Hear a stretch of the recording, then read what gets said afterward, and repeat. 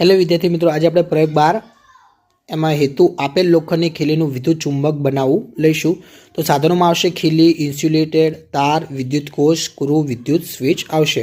અહીંયા આકૃતિ દોરેલી છે, મેં પણ અહીંયા દોરી છે, તો તમારે આ રીતે આકૃતિ દોરી નાખવાની રહેશે.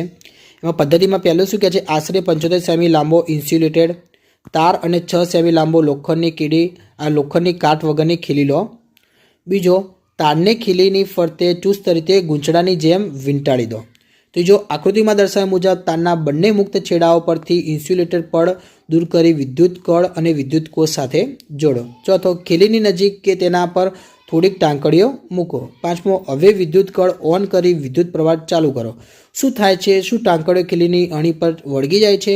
છઠ્ઠો, હવે વિદ્યુત કળ ઓફ કરી વિદ્યુત પ્રવાહ વહેતો બંધ કરો. શું હજી પણ ટાંકડીઓ ખીલીની અણી પર વળગી રહેલી છે?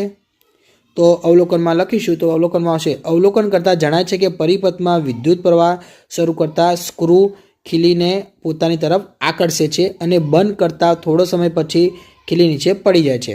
આમ લોખંડનો સ્ક્રૂ વિદ્યુત પસાર કરતાં વિદ્યુત ચુંબક બને છે. નિર્ણયમાં આવશે, અવલોકન કરતાં જણાય છે કે લોખંડની ખીલી વિદ્યુત ચુંબક બને છે. જ્ઞાન ચકાસણી છે, એમાં વિકલ્પો છે. તો પહેલા વિકલ્પમાં શું કહે છે, વિદ્યુત ઉત્પન્ન કરતું સાધન કયું છે? તો કે બી એટલે કે વિદ્યુત કોષ આવશે. બીજું, નીચેનામાંથી કયું સાધન વિદ્યુત પ્રવાહની ચુંબકીય અસર પર કાર્ય કરે છે? તો કે ડી એટલે કે વિદ્યુત કટડી આવશે. ત્રીજું, ફ્યુઝ વિદ્યુત પ્રવાહની કઈ અસર પર કાર્ય કરે છે? તો કે એ એટલે કે ઉષ્મીય. ચોથું, કયા ઉપકરણમાં ઉત્પન્ન થતી ઉષ્મા અનિચ્છનીય છે? તો કે સી એટલે કે વિદ્યુત બલ્બ. પાંચમું, બેટરી માટે કઈ સંજ્ઞા વપરાય છે? તો અહીંયા આવશે એ વાળી બેટરી માટેની સંજ્ઞા વપરાય છે.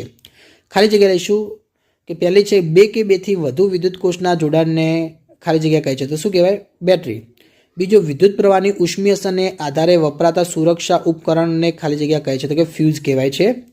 ત્રીજું, વિદ્યુત પ્રવાહની ચુંબકીય અસરનો અભ્યાસ સૌપ્રથમ ખાલી જગ્યા વૈજ્ઞાનિકે કર્યો હતો કે હાન ક્રિશિયટ ઓસ્ટેડ આવશે. ચોથો, ઇલેક્ટ્રિક હીટરમાં વપરાતું તારનું ગૂંચળું ખાલી જગ્યાના તારનું બનેલું હોય છે. તો કે નિક્રોમનું બનેલું હોય છે. પાંચમો, વિદ્યુત બલ્બની શોધ ખાલી જગ્યા નામના વૈજ્ઞાનિકે કરી હતી? તો કે થોમસ આલ્વા એડિસને કરી હતી.